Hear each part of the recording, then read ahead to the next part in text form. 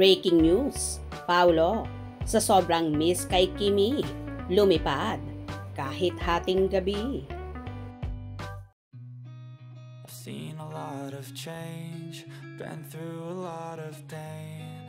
Some things are not the same as they were a year ago, but all will be okay. I move on each and every day. The past. Pinagkaguluhan at naging palaisipan nga ang naging post ng isang fanay na tila grabe ang ginagawang pangsusoko sa magka-love team at napapabalitang magkasintahan na ang mga kapamilya stars na sina Kim Chiu at Paolo Avellino. Ayon pa sa naging post na ito ng fanay, the last flight from Davao to Manila departs at 9:20 and arrives at 11:10. Another option is to fly at night, with the latest departure at 11:55 and arrival at 1:55. Nagkaroon kasi ng show sina Paolo Avellino, Sara Geronimo at ang asawa nitong si Matteo Guidicelli sa Davao Oriental para sa 40th anniversary ng ER Supermall na naganap kagabi, September 7, 2024. Samut-sari naman ang naging komento dito ng Kim Pao supporters at ang ilan pa ay sinasabing pagmahal mo talaga, gagawin ang lahat ng paraan. May nagsasabi naman na sobrang miss na raw si Kimi kaya nagmamadaling umuwi. Ang aktor, narito ang ilang nakaka-inlove na komento ng kanilang tagahanga.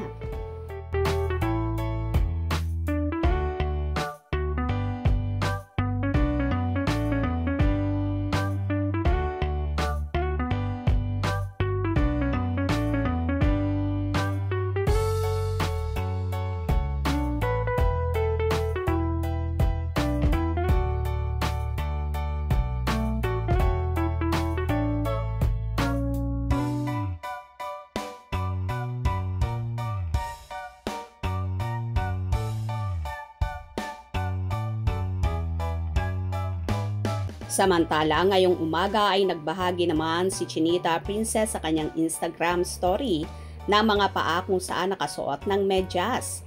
Bali 4 na katao ito pero hindi naman ipinapakita ang mga mukha ng mga ito.